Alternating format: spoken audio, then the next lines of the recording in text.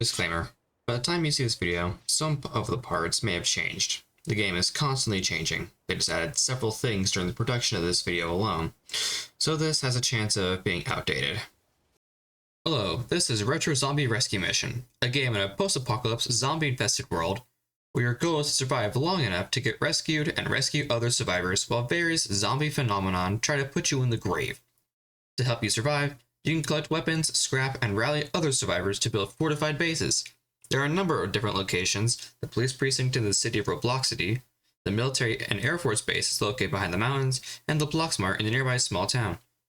While it is a fun game to play, my attention was drawn to two information posters in the same location, the prison, and both are named the same in-game institution, the Civil Emergency and Defense Agency, or CEDA. The first one is on the outside doors, the cafeteria and cell block area. It reads, "Wear face mask at all times. Do not remove your face mask for any reason. If you require assistance, please ask a CEDA staff member to help you." CEDA. Second poster inside the cafeteria reads as, "Protect yourself and help control the spread of the green flu by following these rules.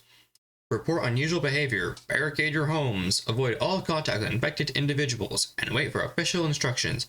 Should your area be overrun, follow these rules, and above all, keep calm. You will be rescued soon. Thank you for your cooperation, CEDA." To my knowledge, these are the only posters like this on the map. These posters reveal the cause of the apocalypse is some disease that mimics the common flu. Including masks is a bit strange, as masks don't prevent someone from getting infected. They are worn by the sick to slow the spread of a virus. Best reason I can think of for this is masking mandate being similar to the coronavirus pandemic, meant to slow the green flu, not outright stop its spread.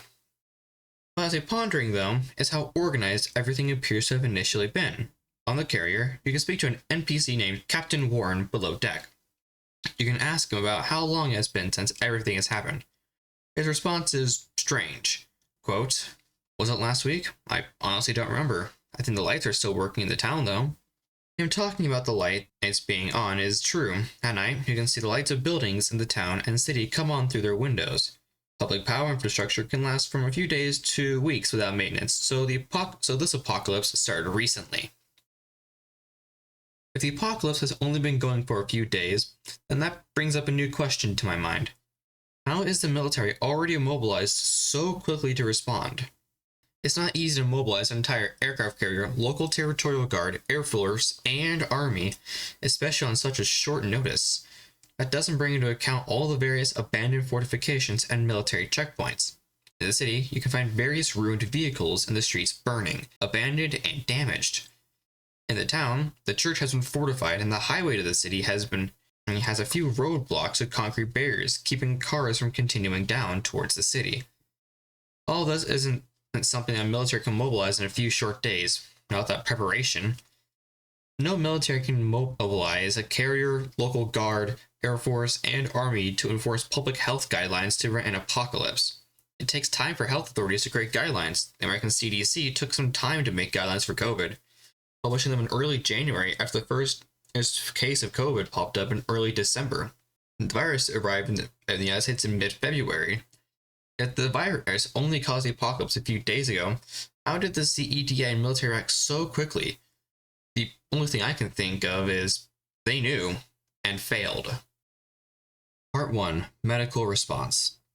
On the highway just before the city, there's a military point set up with a tent and usable hazmat suit, along with various abandoned documents that are blank. Possibly supposed to be used in research purposes. This means that green flu was present in the city and needed hazmat teams to safely study it as it was spreading.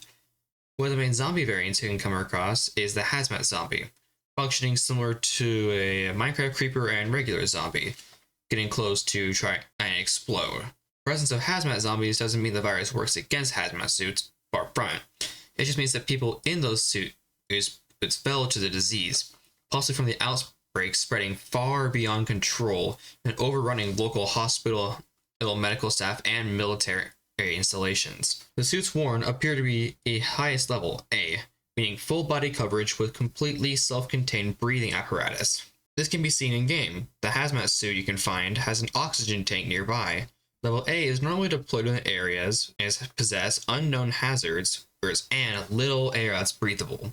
For level A to be used, it means the local authorities had two possibilities. Say A, didn't know what threat they were facing, so used the best they had, or B, knew what threat they were facing and knew how dangerous it would be. The fact that the documents you can find are blank means they were likely abandoned and early on, as the virus spread and uncontrolled. Now, the response from Hazmat isn't unusual. They can respond to incidents rather quickly, but what is strange is how well integrated they appear to be with local military authorities, as shown by the military setting up a tent and research site on the highway. The fact of the matter is with them being so coordinated, it's likely that those who were in charge of the health authorities in the region knew what threat they were facing. They knew the possibility that it could spread and what it could do, at least to an extent.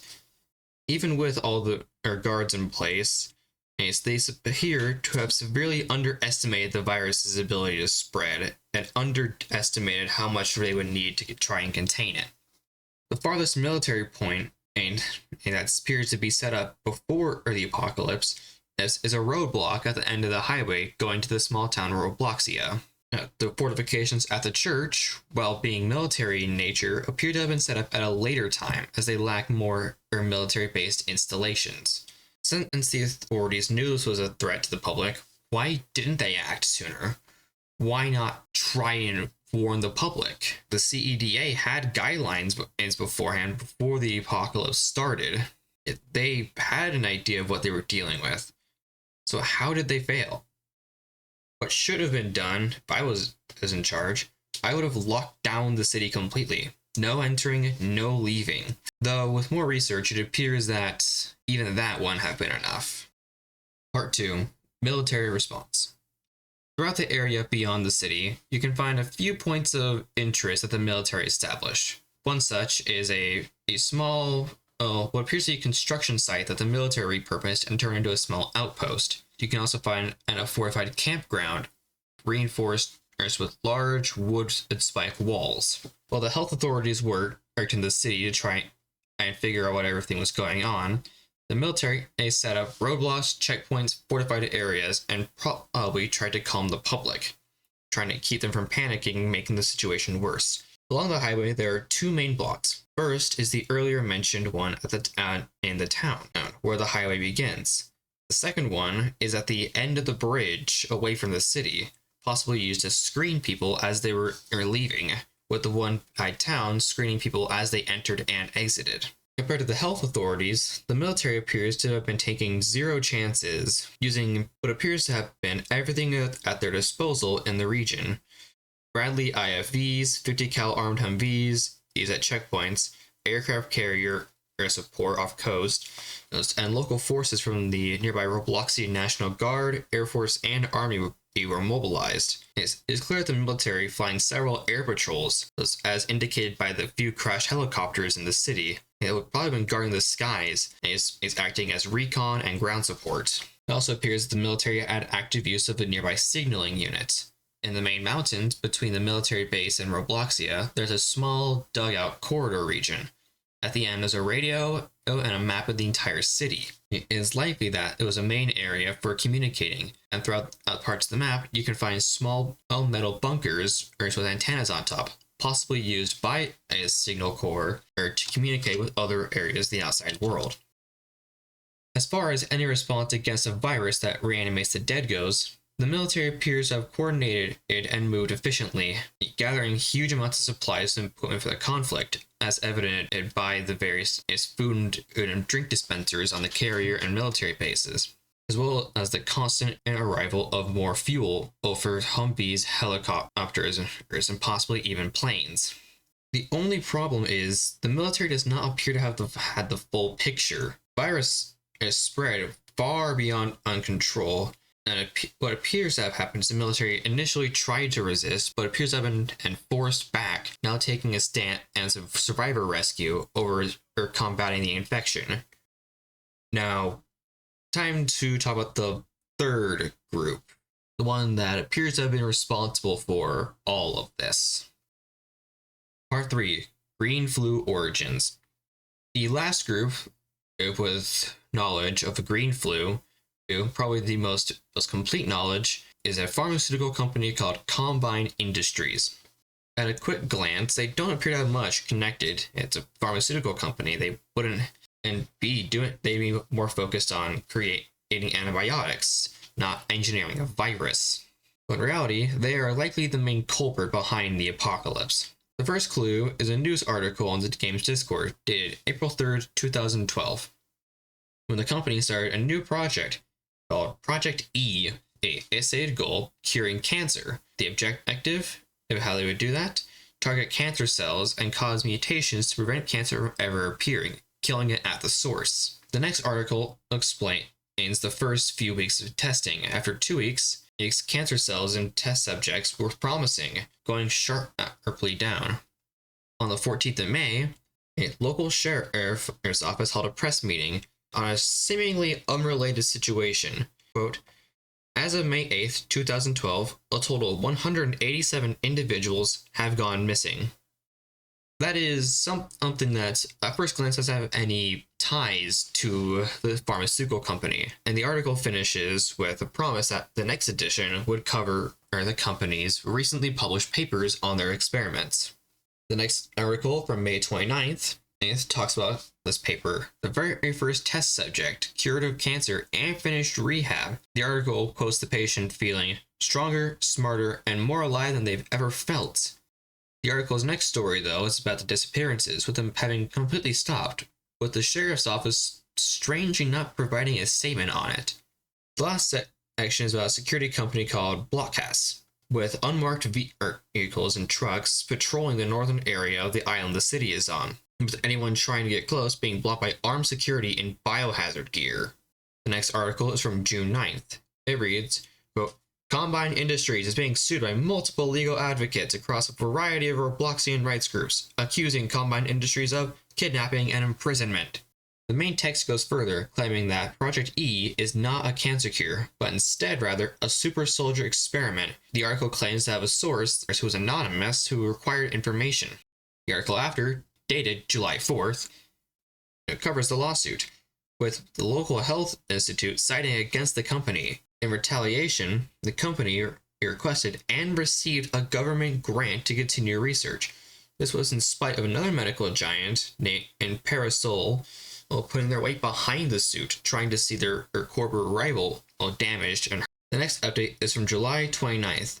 It talks about a major riot that managed to infiltrate and attempt to destroy parts of the Combine research facility located in the mountains. Though they largely failed, in a post-this incident conference, one of the Combine representatives said that their intelligence was working on tracking down the main people responsible. Their intelligence. Before more questions could be asked, the sheriff and Combine representatives walked off stage, providing no further statement on the incident. On August 14th, the news said that agents from Parasol Pharmaceuticals, the previously mentioned rival company, attempted to sneak into the Combine labs and murder their patients. It's with the two corporations starting to go to war with each other, though Combine Industries didn't really provide much evidence behind it. The next article is the last one. It is unlikely there'll be more, or as the Discord stated, it would be the last one, possibly. It is dated September 2nd. It tells about a major chemical leak at the Combine Industries labs, caused by a power outage at the labs, saying it happened at 9:17 hours, or 9:17 in the morning. At 11:09 in the morning, a large explosion came from the lab, and immediately after, riots erupted. SWAT was then deployed to try and quell the riots, though no information is provided as to what happened to the SWAT teams. The company, immediately following the explosion and riots breaking out, put out a warning, saying the chemicals had to be contained and the region had to be under quarantine. The article finishes with a promise of a scheduled interview at 20 hours with a soldier from the National Guard stationed at a checkpoint near the town, likely the one at the end of the highway. Real quick update. The devs are currently testing military beacons, things like these, is that after some time we'll create a zombie spawn-proof area. The way I see it for this video, it is more evidence that the military and combine industries knew that this was a threat and had an ability to stop it but failed. Part 4, the finale. From the news articles, it is likely that the outbreak that we are now in was caused by the leak at Combine Industries. The fact that it was a super soldier experiment means the military and government were involved. It is essentially confirmed when the Robloxian government gave its grant to Combine Industries. The last article mentions the checkpoint in town, so many of the checkpoints were likely established during the time when the city was in an uproar over the Combine testing, likely to try and secure their own allies. Combine was taking on all the publicity risks of doing a super soldier experiment and testing it on kidnapping victims. Going back to the mask poster in the prison, the warning to wear masks is probably just something to try and calm the public. The only way it get infected appears to be through direct contact.